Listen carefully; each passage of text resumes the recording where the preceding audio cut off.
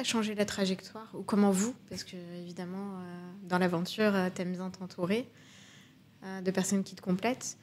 Mais comment changer la trajectoire? Parce que à partir du moment où tu perds énormément d'argent, est-ce que tu n'as pas le réflexe, moi après, je sais que toi, tu es beaucoup dans les finances, mais de couper les vannes à ce moment-là, te dire stop, stop, stop, on arrête tout, et puis on change complètement de projet comme une girouette, en disant ça, on a essayé, ça marche pas, ça, on a essayé, ça marche pas.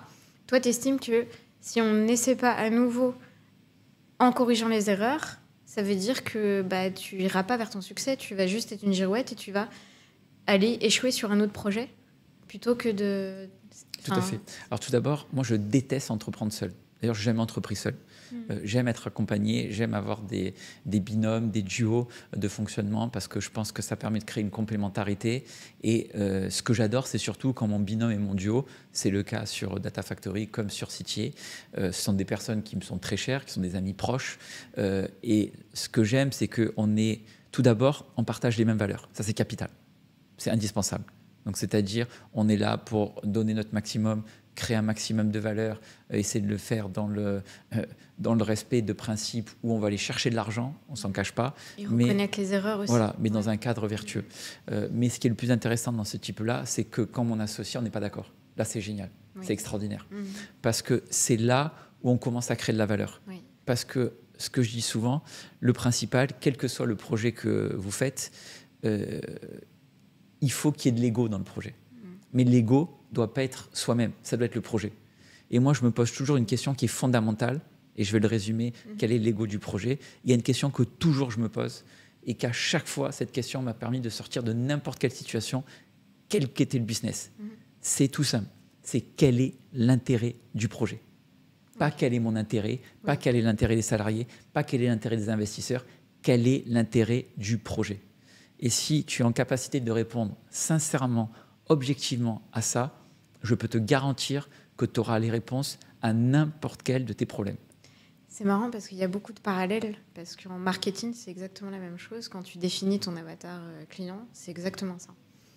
C'est tu définis ton client, tu ne te définis pas toi.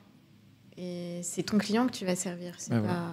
Et je pense que les gens, malheureusement, quand on est entrepreneur, on fait passer son ego d'abord et on essaye de personnaliser les choses. Alors ça peut marcher dans le cadre de personal branding, mais derrière, il ne faut jamais oublier, quel que soit son poste, quel que soit son investissement, on est au service du projet. Si ce n'est pas ça, ça ne marchera pas. Et ensuite, pourquoi je dis que les erreurs sont indispensables? C'est que les erreurs permettent de faire trois choses. Première chose, soit se dire je me suis planté. L'idée n'est pas bonne, il faut arrêter. Donc il faut se couper un bras. Voilà, et il faut avoir l'honnêteté de dire je me suis planté, j'arrête et je fais autre chose. Parce que si on veut se battre, j'allais dire contre quelque chose qui est faux, il faut toujours être dans le sens de la tendance. Donc je ne crois pas, quel que soit l'univers, quel que soit le projet, qu'on peut renverser totalement une tendance au sens large. Donc si on voit qu'on s'est planté parce qu'on n'est pas dans la tendance, il faut arrêter. Premier cas de figure. Deuxième cas de figure, l'échec te permet de te dire, s'il y a un échec, c'est qu'il y a eu des erreurs. Donc de se poser tranquillement, de faire un pas en arrière et de dire, qu'est-ce qui a échoué? Qu'est-ce que j'ai mal fait? Comment je peux m'y améliorer? Qu'est-ce que je dois faire différemment?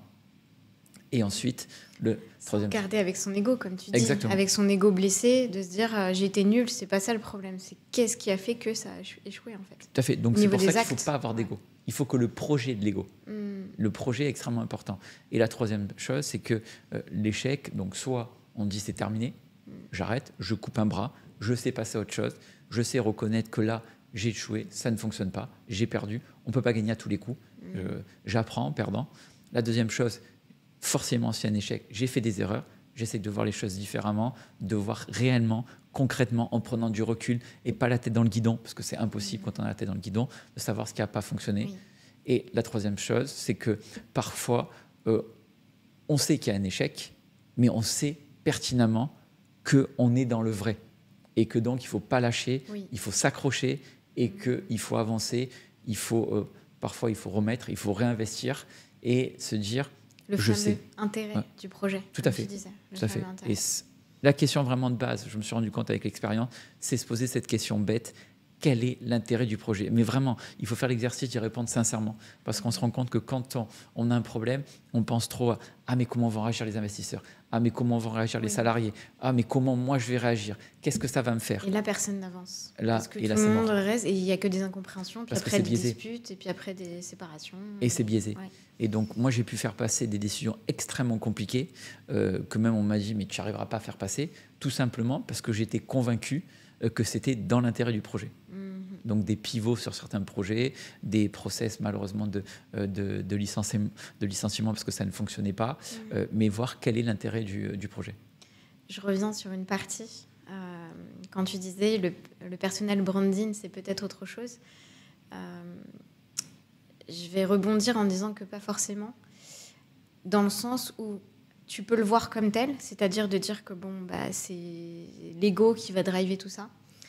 Alors que, en vrai, ceux qui fonctionnent, c'est ceux justement qui pensent à l'intérêt du projet. Ils s'utilisent en tant que personnalité pour l'intérêt du projet. Tout à fait. Et ceux qui se regardent le nombril sans apporter quoi que ce soit, je peux te dire qu'ils sont tout seuls. Mais c'est difficile parce que je pense, et tu es mieux placé pour moi que pour le savoir et pour le constater, c'est que souvent, les personnes qui se mettent en avant sur un projet peuvent le faire initialement dans l'intérêt du projet, mais ensuite le font vite dans leur intérêt personnel. Et le font vite parce qu'ils se font griser par la lumière, la caisse de résonance des réseaux et autres. Et ça, je pense qu'il faut toujours faire attention. Moi, je sais que je préfère être dans l'ombre, je préfère travailler dans l'ombre et avoir un associé, un partenaire qui prend la lumière parce que ça me correspond plus. Tu fonctionnes plus comme ça? Oui, je fonctionne plus comme ça. J'aime pas personnaliser les choses. Ou alors, si c'est pour prendre la lumière, c'est pour faire passer la mission du projet. Donc de dire, je suis au service du projet, voilà ce que défend mon projet.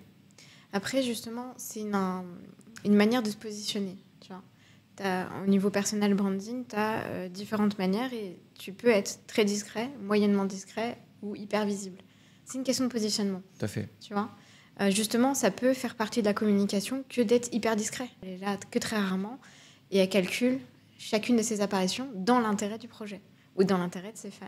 Mais là, par contre, il faut que ça soit fort. C'est-à-dire que quand tu communiques, moi, je suis partisan de communiquer peu mais bien. Voilà. Je suis partisan de tout ce qui est, on va dire, analyse chirurgicale. Donc, c'est-à-dire, il faut que ça soit chirurgical.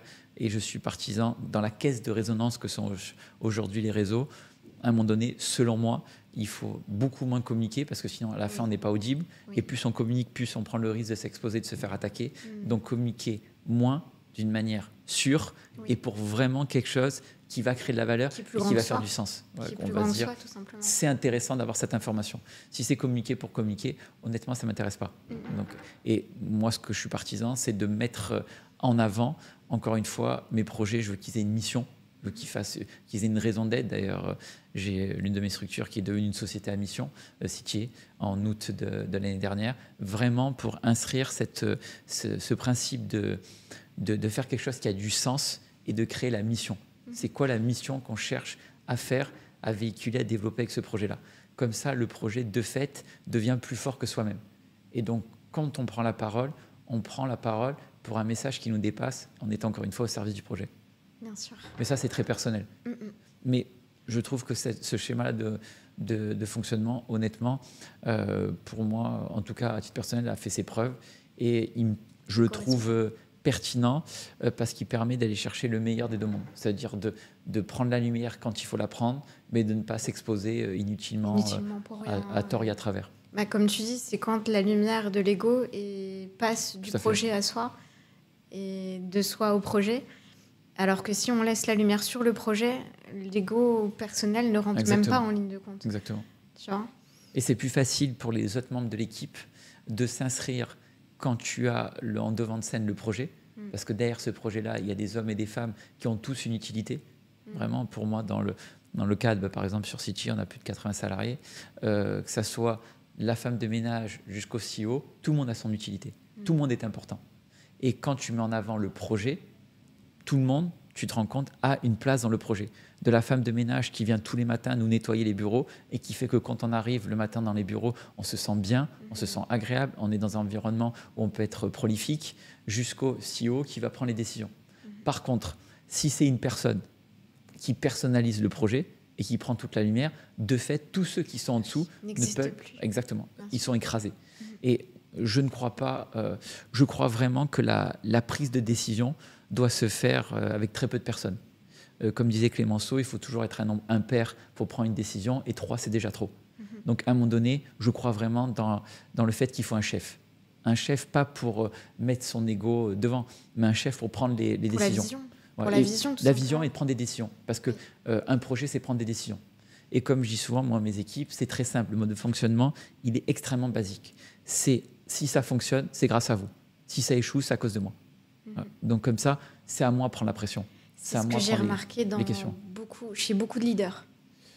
Je pense que c'est indispensable. Dès que l'équipe fait une erreur, même pour qu'elle puisse prendre confiance en elle, en tant que leader, de se dire « Ah, c'est peut-être parce que je me suis mal exprimée que la personne elle a voulu exécuter, mais si elle ne l'a pas bien fait, c'est qu'il y a une raison. » En fait, quand quelqu'un fait une erreur, je prends le cas de mon équipe, je ne peux absolument pas lui reprocher. Pourquoi ? Parce que ce que je leur demande, c'est de tenter des choses, de créer des choses, d'aller chercher de la valeur. Donc, on ne peut pas dire à quelqu'un, vas-y, crée, essaye de te surpasser, essaye de créer de la valeur, et derrière... Et dès qu'il paf, voilà, et là, et la cadrer. Ouais. Par contre, moi, j'ai beaucoup plus de mal avec des gens à qui je vais dire, dans ce cadre-là, je te fais confiance, tu as toute ma confiance, vas-y, lâche-toi. Ouais. Parce que je pense que chaque personne a un génie. À partir du moment où on trouve le génie de cette personne-là, on peut faire des choses absolument incroyables et même aller chercher des... Je le vois bien dans les équipes, il y a des personnes, je pense qu'elles n'avaient même pas conscience qu'elles avaient ce potentiel-là. Et ça, c'est magnifique. Oui. Quand on arrive à transcender des personnes pour les faire dépasser ce qu'elles-mêmes se croient capables, parce qu'on voit avec l'expérience qu'elles peuvent faire, et lui dire « j'ai confiance en toi, je crois en toi, lâche-toi, vas-y, fais ce qui te semble bon, fais ce qui te semble juste. Si tu te plantes, c'est pas grave. Si tu te plantes, c'est ma faute parce que c'est moi qui t'ai demandé de le faire. Si tu réussis, c'est grâce à toi, parce que c'est toi qui auras pris la décision. » Et je ne crois qu'en ça, en fait. Je ne crois... tout ce qui est entrepreneur, pour moi, c'est la création de valeur. Il faut aller créer de la valeur. Le job d'un entrepreneur, c'est toujours essayer de créer de la valeur. Et aujourd'hui, on est dans un monde où non seulement il faut créer de la valeur, il faudrait créer cette valeur dans le respect d'un cadre, j'allais dire, vertueux. Ce n'est pas faire de l'argent pour faire de l'argent. Il faut non seulement faire de l'argent et donner du sens à cet argent-là, et qu'il soit en ligne. Alors ça peut paraître bateau de dire ça, mais je le pense profondément, avec des enjeux de notre monde contemporain, quoi. Donc, c'est-à-dire les enjeux climatiques et autres. Aujourd'hui, on ne peut plus les nier. Donc si c'est pour faire de l'argent en allant cramer du charbon ou autre, dans le cadre de l'énergie, qui est l'un de nos domaines d'activité, pour moi, ça ne m'intéresse pas. Pour moi, ce n'est pas ça, créer de la valeur. Parce qu'on crée de la valeur au détriment du reste. Donc il faut créer de la valeur, au contraire, en s'inscrivant dans une optique vertueuse.